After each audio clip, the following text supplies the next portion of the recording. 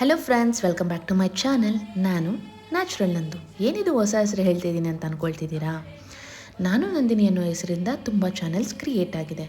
ನನ್ನ ಚಾನಲ್ ನಿಮ್ಮೆಲ್ಲರಿಗೂ ಸಿಗಬೇಕಂದ್ರೆ ಸ್ವಲ್ಪ ಕಷ್ಟ ಆಗ್ಬೋದು. ಆ ಕಾರಣದಿಂದ ನನ್ನ ಚಾನಲ್ ಹೆಸರು ನ್ಯಾಚುರಲ್ ನಂದು ಎಂದು ಬದಲಾಯಿಸಿದ್ದೀನಿ.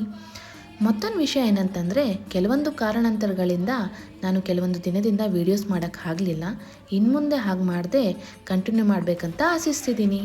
ನೋಡ್ತಿದ್ದೀರಲ್ವಾ, ಇವತ್ತು ನಾನು ಮಹದೇಶ್ವರ ಬೆಟ್ಟಕ್ಕೆ ಬಂದಿದ್ದೀನಿ. ಇಲ್ಲಿಗೆ ಬರಬೇಕಂತಂದರೆ ತುಂಬ ಒಳ್ಳೆ ವೆದರ್ ಹಾಗೂ ನ್ಯಾಚುರಲ್ ಪ್ಲೇಸ್ನ ನೀವು ನೋಡ್ಬೋದು. ಕಾಡಿನ ಮಧ್ಯದಲ್ಲಿರೋ ಈ ದೇವಸ್ಥಾನ ನನಗೆ ಮನಸ್ಸಿಗೆ ತೃಪ್ತಿ, ನೆಮ್ಮದಿ, ಖುಷಿನ ಕೊಟ್ಟಿದೆ.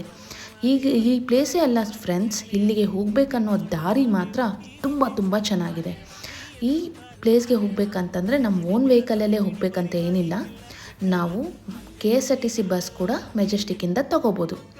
ಹಾಗೂ ಕನಕಪುರದಿಂದ ಕೂಡ ಬಸ್ಸಸ್ ಫೆಸಿಲಿಟೀಸ್ ಇದೆ. ಈ ಪ್ಲೇಸಿಗೆ ಬಂದಮೇಲೆ ನನಗಂತೂ ಇಲ್ಲಿಂದ ಹೋಗಬೇಕಂತ ಅನ್ನಿಸ್ಲೇ ಇಲ್ಲ ಫ್ರೆಂಡ್ಸ್. ಆ ವೆದರ್ ಕೂಡ ಆವತ್ತು ಅಷ್ಟೇ ಚೆನ್ನಾಗಿತ್ತು ನಾನು ಹೋದಾಗ.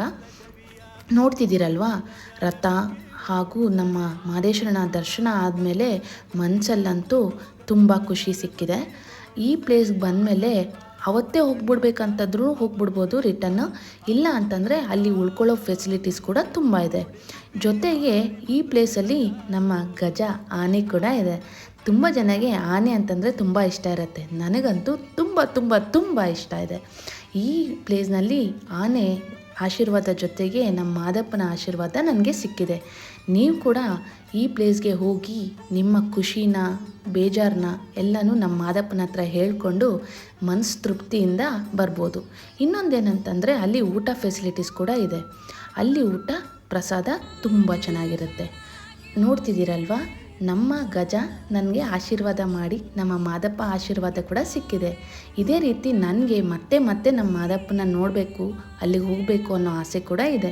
ನೀವು ಕೂಡ ಮಿಸ್ ಮಾಡದೆ ಆ ಪ್ಲೇಸ್ಗೆ ಹೋಗಿ ಖುಷಿಯಿಂದ ವಾಪಸ್ ಬರಬೇಕಂತ ಆಶಿಸ್ತಿದ್ದೀನಿ. ಮತ್ತೆ ಬೇರೆ ವೀಡಿಯೋಸೊಂದಿಗೆ ನಿಮ್ಮ ಮುಂದೆ ಬರ್ತೀನಿ. ಪ್ಲೀಸ್ ನನ್ನ ಚಾನಲ್ನ ಸಬ್ಸ್ಕ್ರೈಬ್ ಮಾಡ್ಕೊಳ್ಳಿ, ಶೇರ್ ಮಾಡಿ, ಲೈಕ್ ಮಾಡಿ. Thank you so much friends.